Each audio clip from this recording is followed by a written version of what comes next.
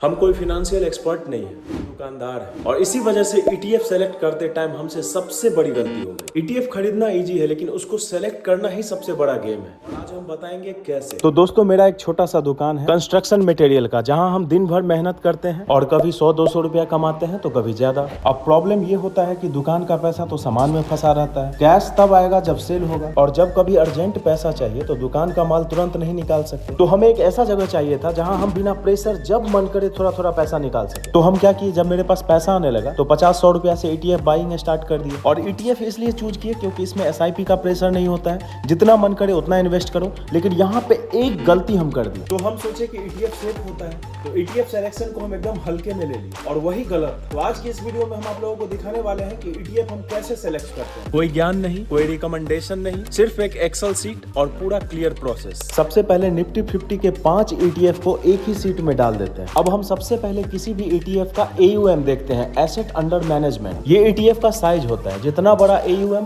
उतना ही stable ETF। हम हमेशा 200 करोड़ से ऊपर के AUM वाले ETF को सेलेक्ट करते हैं और आप देख सकते हैं AUM वाले कॉलम में सभी 200 करोड़ से ऊपर वाले ETF यहाँ पे हैं। अब ETF लेना जितना इजी है, उसको सेल करके बाहर निकलना उतना ही इम्पोर्टेंट। इसलिए हम डेली एवरेज वॉल्यूम देखते हैं, क्योंकि जब आप सेल करेंगे तो बायर तो होना चाहिए ना मार्केट में। अगर हमारी बात करें तो हम वही ETF खरीदते हैं जिसका वॉल्यूम कम से कम 1-2 लाख से ऊपर हो। अब इस चार्ट में सभी के वॉल्यूम 1 लाख से ऊपर है, सिर्फ HDFC निफ्टी को छोड़कर, तो उसको हम अंडरलाइन करेंगे। अब ETF का काम होता है इंडेक्स को फॉलो करना। अब मान लेते हैं कि निफ्टी आज 1% ऊपर है और निफ्टी 50 का ETF 0.97% ऊपर है, तो इनके बीच का जो गैप हुआ 0.03%, वही होता है ट्रैकिंग एरर।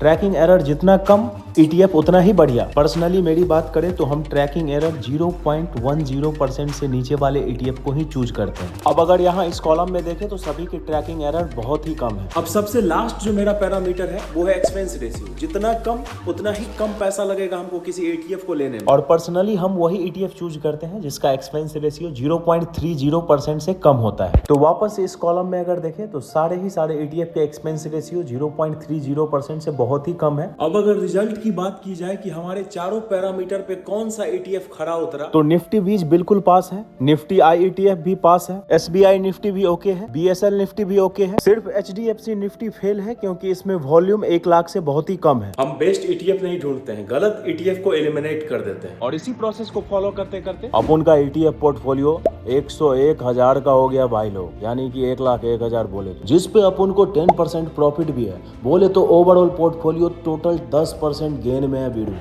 भैया साथ में क्रिप्टो भी खरीद रहा हूँ लेकिन उसमें हमेशा लॉस में रहता हूँ। तो ये तो था हमारे ETF जर्नी की बात, लेकिन ETF मेरे लिए सिर्फ इन्वेस्टमेंट नहीं, मेरे वेल्थ जर्नी का एक हिस्सा है। और इसलिए जो भी भाई मेरे चैनल पे एकदम नए आए हैं उन्हें अपन बताना चाहता है कि अपन का नाम रघु डोकरा और अपन एक मिशन पे हर दिन अपने हेल्थ, वेल्थ और माइंडसेट को इम्प्रूव करने का मिशन, और उसका वीकली अपडेट हर संडे को हम आप लोगों के साथ शेयर करते हैं। अब इन्वेस्ट करने के लिए कमाना भी जरूरी है, तो इस वीक मेरे दुकान से मेरा इनकम लगभग 18,000 रुपया के आसपास था और अगर लास्ट मंथ की बात करें तो लगभग 83,000 रुपया हम कमाए हैं अपने दुकान से। फार्मिंग में अभी सिंचाई का काम चल रहा है और फिलहाल दुकान और फार्मिंग यही दोनों मेरे इनकम के मेन सोर्सेस हैं। पैसा कमाना बिल्कुल जरूरी है, लेकिन अगर हमारा बॉडी ही हमारा साथ ना दे तो फिर कौन मैनेज करेगा उन पैसों को। इसलिए हम हेल्थ को भी वेल्थ का ही पार्ट मानते हैं और हेल्थ को इम्प्रूव करने के लिए हमको एक्सट्रीम डाइट फॉलो नहीं करते हैं, एकदम शुद्ध गांव का देसी डाइट और साथ में बॉडी वेट एक्सरसाइज का कॉम्बो। काहे कि हम बिहारी हैं और बिहारी बहावेला खून, अब पिए से पहले सतुआ मिलाइला। और माइंड सेट के लिए अपन क्या करता ना वीरू,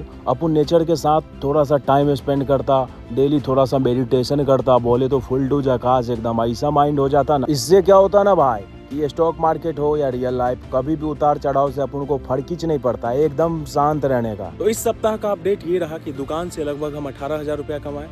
स्टॉक मार्केट की जर्नी में, इन्वेस्टिंग में मेरा 101,000 यानी कि 1,01,000 का पोर्टफोलियो हो गया है। क्रिप्टो जैसा था वैसा ही है। हेल्थ के लिए बॉडी वेट एक्सरसाइज तो हम कर ही रहे हैं, माइंड के लिए नेचर के साथ थोड़ा सा टाइम स्पेंड करते हैं क्योंकि फार्मिंग भी करते हैं, और 10 मिनट मेडिटेशन करना तो हम बिल्कुल भी नहीं छोड़ते। हेल्थ, वेल्थ और माइंडसेट तीनों अलग अलग लगता है, लेकिन अगर प्रोसेस सही हो तो तीनों एक साथ इंप्रूव होता है। अगर आपका माइंड स्टेबल रहेगा तभी आप अपने हेल्थ और वेल्थ दोनों को इंप्रूव कर पाओगे। इसलिए वेल्थ, हेल्थ और माइंडसेट तीनों आपस में कनेक्टेड है। हम तीनों को एक साथ इंप्रूव करेंगे और जर्नी आप लोगों के साथ शेयर करेंगे। अब आगे का जो हमारा टारगेट है वो अपने पोर्टफोलियो को 2 लाख का बनाना, 2 लाख का टोटल ETF पोर्टफोलियो, माइंडसेट को एकदम मॉन्क की तरह बनाना और हेल्थ में बॉडी वेट को कम करके 70 kg तक ले जाना। अगर आप भी मेरी इस जर्नी का हिस्सा बनना चाहते हो और अपने लाइफ में कोई प्रोग्रेस जर्नी कर रहे हो तो प्लीज कमेंट बॉक्स में लिखो और चैनल को सब्सक्राइब करना मत भूलना, क्योंकि अपन रोकड़ा रघु रोकड़ा का एक हाथ पड़ता तो सारा दुनिया नजर आता। Bye bye, tata, see you, love you.